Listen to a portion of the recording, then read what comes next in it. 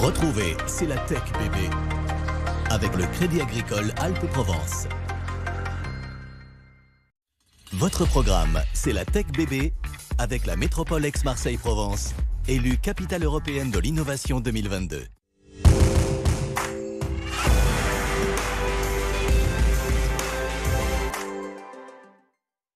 Bonjour à tous et bienvenue dans ce nouvel épisode de C'est la Tech bébé. Aujourd'hui, on va faire travailler nos méninges grâce à la tech. Le 21 septembre, c'est la journée mondiale dédiée à la maladie d'Alzheimer, l'occasion de découvrir le travail de Five Lives qui a développé une plateforme de santé cérébrale. On parlera aussi mémoire humaine bien sûr et expérience grâce à Everly et sa plateforme qui nous permet de connecter le passé. Enfin, nous verrons comment la tech se met au service de nos neurones. Ici, dans la région, Mathieu Somec nous dira à quoi ressemble le paysage tech et médical en la matière.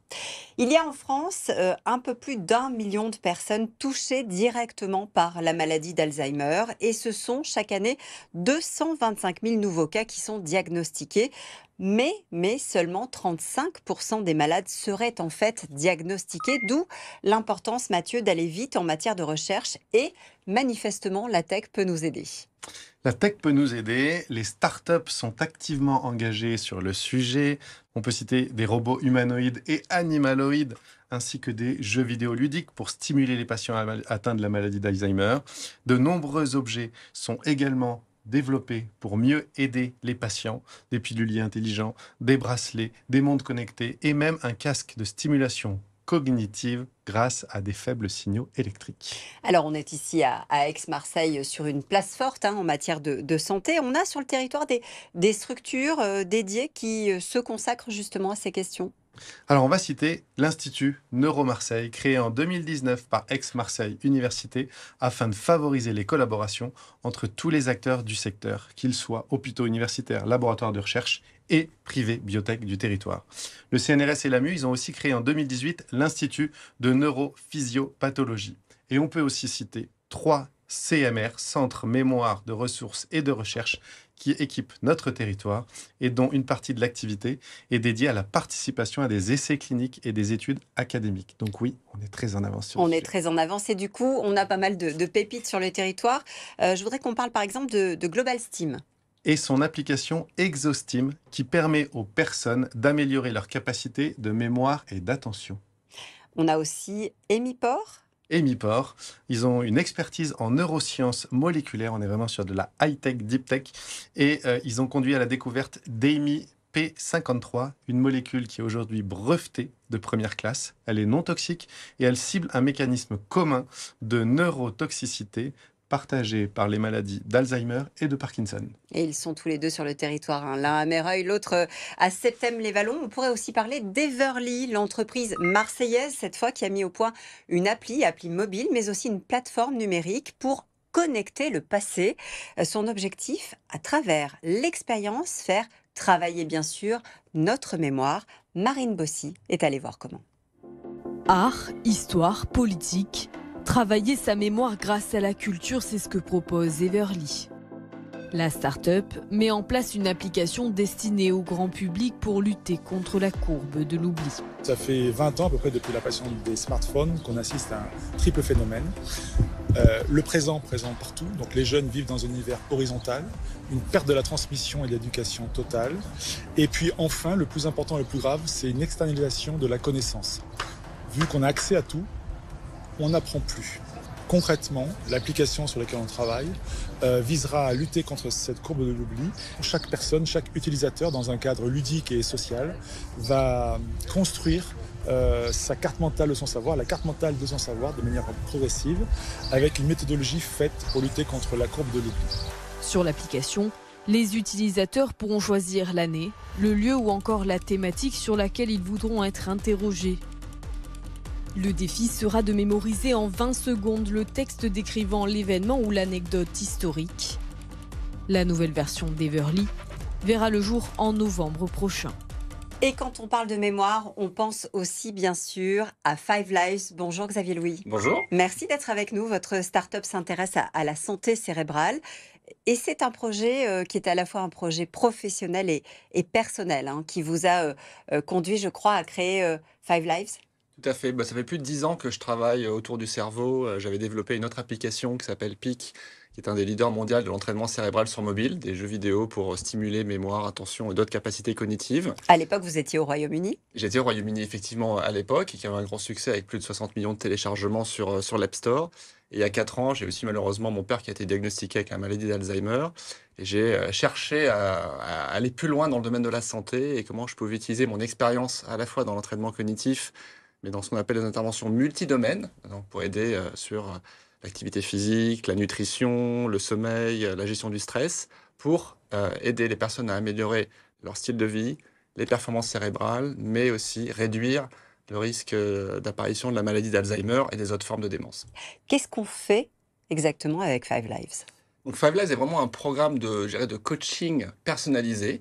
La première étape, c'est qu'on fait un bilan de santé. On va regarder son style de vie, son background médical. On va faire des tests cognitifs qui vont permettre à la personne d'avoir un petit peu une étendue de ses facteurs de risque, quel est son risque de développer la maladie ou le déclin cognitif dans les 10 à 15 prochaines années, mais qui va surtout nourrir un programme personnalisé contenant à la fois de l'entraînement cognitif, donc on va stimuler mémoire, attention, fonction exécutive, mais couplé à adopter des habitudes saines autour de la nutrition, de l'activité physique, du sommeil. Donc on a une sorte de défi un petit peu quotidien et qui va avoir un impact à court terme sur leur style de vie, mais aussi à long terme sur la réduction du déclin cognitif. Mathieu, vous l'avez, vous, hein, Five Lives? Je l'ai testé, j'ai eu la chance de la tester. On s'est rencontré avec Xavier il y a quelques mois et je suis assez impressionné parce qu'on a une application qui donne envie d'y revenir. L'application, l'utilisation journalière, elle est assez courte.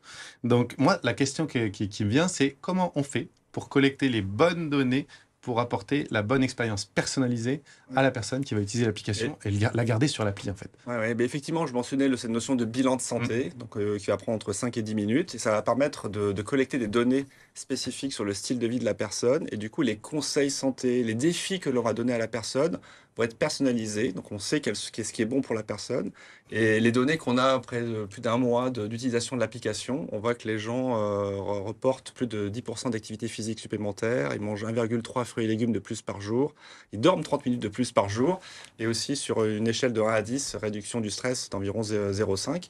Donc on arrive à avoir un impact fort sur la santé des personnes au bout de juste quelques semaines.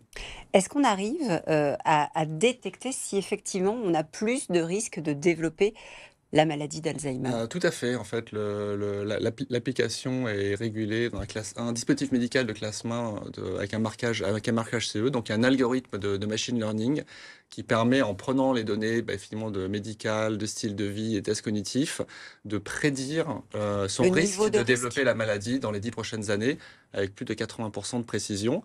C'est pas un outil de diagnostic. C'est surtout pour aider les personnes à prendre conscience de là où ils en sont. Donc c'est vraiment plus comme une campagne de dépistage, un bilan de santé qui va permettre aux personnes de faire un changement fort dans leur style de vie. On n'a pas parlé de business model. Non, on n'a pas parlé de business model et de développement. Aujourd'hui, l'application, elle est disponible gratuitement pour celui qui veut la télécharger. C'est quoi les plans pour la suite ?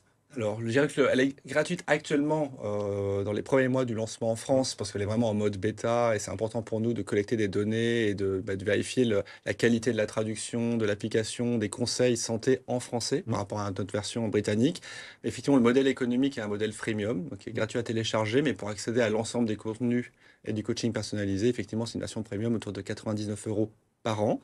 Le modèle économique est principalement B2B2C, c'est-à-dire qu'on travaille aujourd'hui avec les assureurs, avec des maisons de retraite, avec des partenaires santé qui ont un intérêt à la bonne santé cognitive des seniors. Et votre objectif, je crois que c'est d'être en remboursement par les gériatres et les neurologues, hein. Ça, c'est important. Oui, alors, je mentionnais effectivement, il y a la partie prévention et thérapie. Donc sur la prévention, on est sur un modèle plutôt sponsorisé par les partenaires. Sur la thérapie, il y a un nouveau système de remboursement numérique en santé qui existe en France depuis juste quelques mois, qui s'appelle le PECAN, prise en charge anticipée numérique.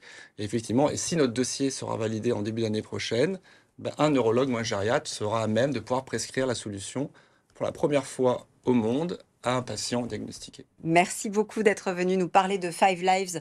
Je vais le télécharger en sortant immédiatement. On ouvre le bloc tech, si vous voulez bien, Mathieu, et on note la date de CIDO Lyon. Le 18 et le 19 septembre, c'est l'événement phare des technologies IoT, IA, réalité virtuelle et robotique. Ça se tient à la Cité internationale et il célèbre cette année les 10 ans. Côté appel à projet, le programme Go est lancé par les Premières Suites. De quoi s'agit-il ? C'est un programme qui est destiné aux femmes entrepreneurs qui veulent démarrer leur entreprise. Il y a 4 mois de formation digitale, puis 8 mois d'accompagnement. Les inscriptions sont ouvertes jusqu'au 14 septembre. Et puis un coup de chapeau pour Unistellar et sa toute dernière création. Ils ont lancé N-Vision, des jumelles intelligentes totalement uniques qui sont dopées à la réalité augmentée et qui permettent de voir et de lire dans le ciel tout ce qu'on regarde. Donc on peut découvrir plein de choses. Et on découvrira plein de choses aussi la semaine prochaine, ici même sur le plateau de C'est la Tech Bébé.